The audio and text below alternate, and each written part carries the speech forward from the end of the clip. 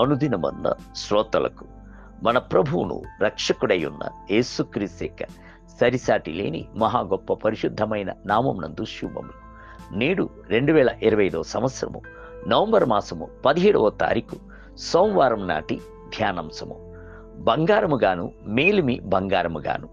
ఇర్మియా గ్రంథము 2వ అధ్యాయము 2వ వచనమందు, నీవు అరణ్యములోను విత్తములు వేయదగని దేశములోను నన్ను వెంబడించుచు నీ యవ్వన కాలంలో నీవు చూపిన అనురాగమును నీ వైవాహిక ప్రేమను నేను జ్ఞాపకము చేసుకొనుచున్నాను. నేను ఎప్పుడంతా ప్రభువును సన్నిహితముగా సమీపించవలను అని తలంచుచున్నానో అప్పుడంతా నా జీవితంలో పోరాటము అత్యధికముగా పెరుగుచున్నది. శోధనలన్నీను తట్టుకోలేక చాలును ప్రభువా అని చెప్పవలసిందై ఉండును అని అనేకులు లోక ప్రకారముగా దుఃఖముతో చెప్పుటను విని ఉన్నాను. చాలును ప్రభువా, నా ప్రాణమును తీసుకొనుము అని చెప్పి విలపించుట సహజమైనదే. శోధనలను శిక్షలను బాల్య క్రైస్తవులకు మాత్రము కాదు, ఎదిగిన క్రైస్తవులకు కూడాను వచ్చుట వాస్తవమే. అయితే ఇట్టి శోధనలను శిక్షలను మిమ్ములను దుఃఖములో ముంచి వేయుటకు కాదు, బంగారమును పుటం వేసి మేలిమి బంగారముగా మార్చుట కొరకే అను సంగతిని మర్చిపోకూడదు.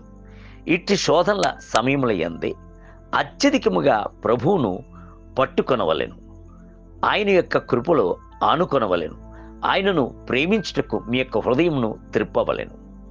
భక్తుడైన యోబును అత్యధికమైన శోధనలను తట్టుకోలేని శోధనలను అన్ని వైపుల నుండి తుఫాను వలె దాడి చేసెను.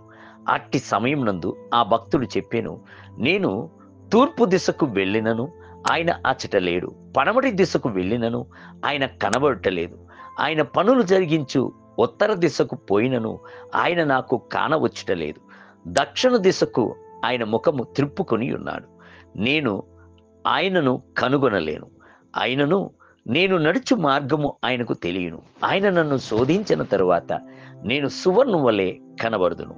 యోబు గ్రంథం 23వ అధ్యాయము 8 మొదలుకొని 10 వచనములు. యోబు యొక్క అట్టి నమ్మిక శిక్షలను తట్టుకొనుటకును శోధనలను జయించుటకును సహాయకరముగా ఉండేను. ఒక కంసాలి ఎంతవరకు బంగారమును పుటము వేయును? మొదటిగా ఆ బంగారమునందు గల అపవిత్రతలను మస్తులను పూర్తిగా తొలగించి పుటము వేయును. రెండవదిగా ఆ కంసాలి యొక్క ముఖము ఆ బంగారమునందు తేటగా కనబడేంత వరకును పుటము వేయును. అదే విధముగా ప్రభువు మనలను అమూల్యమైన వారిగా చూచి ఆయన యొక్క పోలికలు రూపాంతరము చెందు వరకు పుటము వేయిచూనే ఉండును. ప్రభువునకును మనకును ఉండవలసిన సత్సంబంధమును బైబిల్ గ్రంథమునందు పలు రకాల ఉదాహరణల ద్వారా చెప్పబడి ఉన్నది.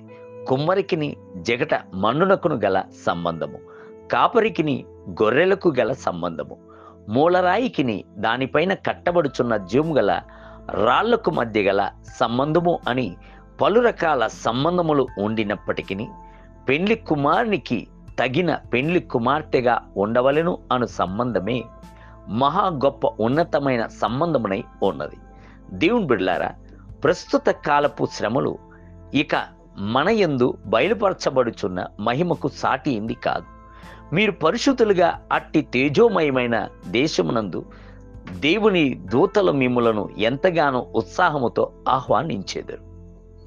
నేటి ధ్యానమునకే ఆమె ధరించుకొంటుకును ప్రకాశములను నిర్మలమునైన సన్నపు నారబట్టలు ఆమెకి ఇయ్యబడెను. అవి పరిశుద్ధుల నీతి క్రియలే. ప్రకటన గ్రంథం 19వ అధ్యాయము 8వ వచనం. నేటి వేద పఠనము ఉదయము ఎహెజ్కేలు గ్రంథము 5, 6 మరియు 7 అధ్యాయము, సాయంత్రము హెబ్రీయులకు రాసిన పత్రిక 12వ అధ్యాయము. ప్రభువు మిమ్ములను దీవించునుగాక. ఆమేన్.